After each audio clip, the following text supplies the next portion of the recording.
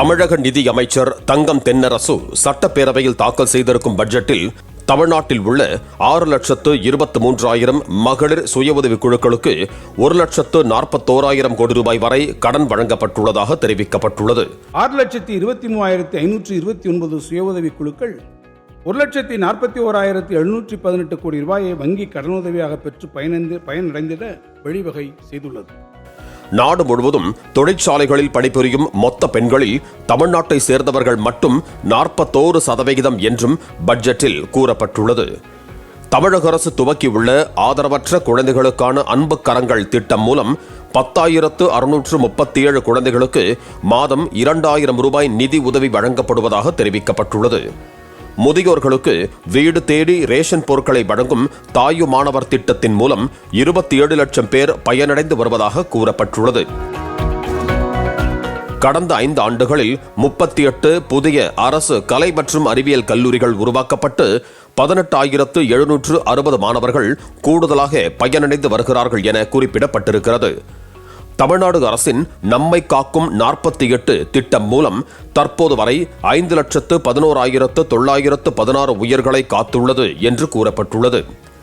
மாநிலம் முழுவதும் நடத்தப்பட்ட 1086 நலம் காக்கும் ஸ்டாலின் மருத்துவ முகாம்களின் மூலம் 17,82,687 பேர் பயனடைந்திருக்கிறார்கள் என்றும் புற்றுநோய் விழிப்புணர்வு மற்றும் கண்டறிதல் முகாம் மூலம் 79,17,000 பேருக்கு பரிசோதனை செய்து 1,929 பேருக்கு புற்றுநோய் கண்டறிந்து சிகிச்சை அளிக்கப்பட்டுள்ளதாக பட்ஜெட்டில் தெரிவிக்கப்பட்டுள்ளது.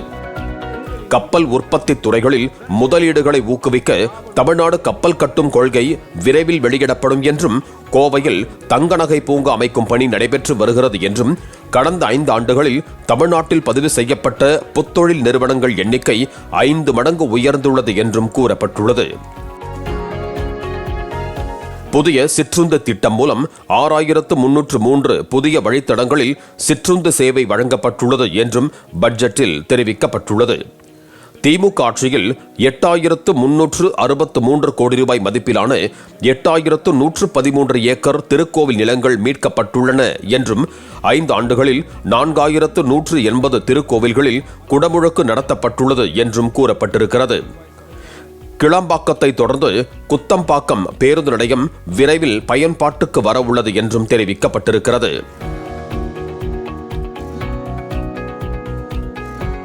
தமிழக அரசின் செலவினங்கள் நடப்பு நிதியாண்டில் 3,78,000 கோடி ரூபாயாக உயர்ந்துள்ளதாகவும் மகளிர் உதவித்தொகை உள்ளிட்ட திட்டங்களுக்காக 10,849 கோடி ரூபாய் கூடுதலாக செலவிட்டுள்ளது என்றும் கூறப்பட்டுள்ளது.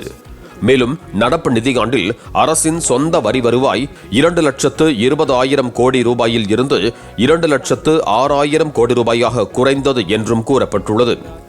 நடப்பு நிதியாண்டின் வருவாய் பற்றாக்குறையும் ரூபாய் 69,000 கோடியாக இருக்கிறது என்றும் குறிப்பிடப்பட்டிருக்கிறது.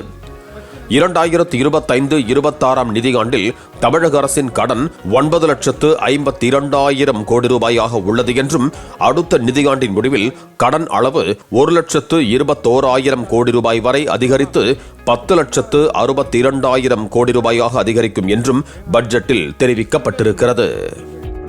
பிளே ஸ்டோர் மற்றும் ஆப் ஸ்டோரில் இருந்து பாலிமர் செயலியை QR கோடு மூலம் பதிவிறக்கம் செய்யுங்கள். செய்திகளை உடனுக்குடன் பெறுங்கள்.